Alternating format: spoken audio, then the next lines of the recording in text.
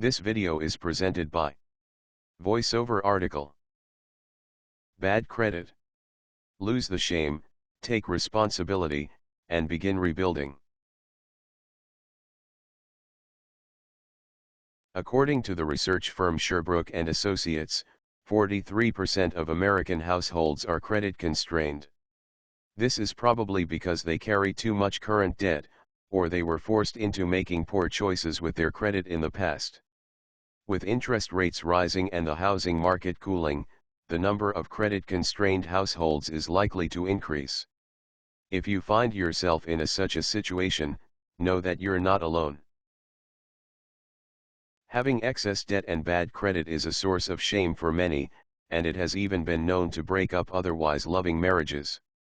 Many people who are credit-constrained feel there is no way out, particularly now that bankruptcy laws have been changed to make filing for bankruptcy more difficult for people with even average incomes. The truth, contrary to what most bankruptcy lawyers will tell you, is that bankruptcy is rarely the answer. You can dig yourself out of debt and repair your credit. All that it takes is commitment, discipline, and most of all, a new attitude. Step number 1. Let go of your shame. Unless you fraudulently charged items that you had no intention of paying for, you need to let go of all shame related to your bad credit and debt. After all, the credit system is set up with the understanding that some people will be unable to pay their debts. That's why lenders are paid interest, to compensate them for risk. If you buy a corporate bond and the company goes under, nobody feels sorry for you, so don't let your creditors make you feel sorry for them. Just like buying a bond, your creditors took a financial risk by lending to you, and they didn't do it out of the kindness of their hearts, they did it to make money. So long as you had every reason to believe that you'd be able to pay for your debts, you have nothing to feel guilty about. Letting go of your guilt and shame is not the same as abdicating all responsibility. To one degree or another, you are responsible for your situation. To another degree, externalities, things in the outside world, are responsible. Take responsibility for your actions, but do not let anyone make you feel guilty, or they will wield that guilt as a weapon against you. Step number 2, contact your creditors.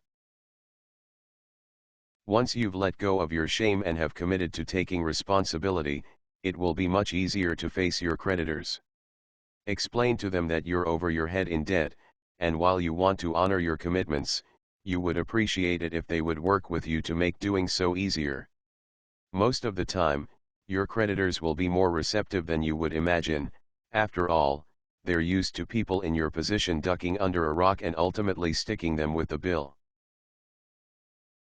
Your creditors may offer to let you skip a payment or two in order to help you get back on your feet, or they might offer to lower your interest rates. If you still have your accounts open, they might offer to suspend your credit while you pay off the balance in principal only at regular monthly intervals. Finally, they may offer to settle your accounts at less than the full amount due if you pay in one lump sum. Step number 3, begin rebuilding your credit. While restructuring your payment terms, by all means, stop abusing credit.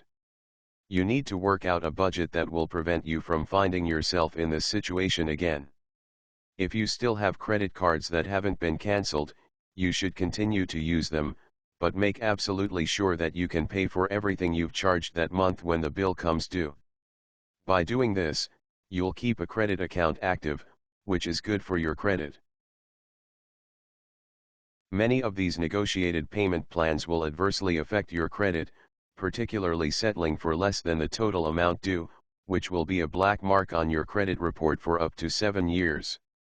The fact is that negotiated settlements may be superior to falling deeper and deeper into debt, which could ultimately destroy your credit and lead to legal action being taken against you. Once you're back on your feet, be sure not to repeat the same mistakes you made in the past, but don't swear off credit altogether, either. Just because you're in bad shape now doesn't mean that you always have to be. Open up a small credit account and pay your bills in full and on time, and in a matter of just a few short years, your credit can be just as good as anyone else's. The sooner you start rebuilding after a near credit meltdown, the sooner you'll be able to experience the security and peace of mind that the other 57% of Americans enjoy. Stay safe. Sincerely, James. This video is presented by VoiceOver article.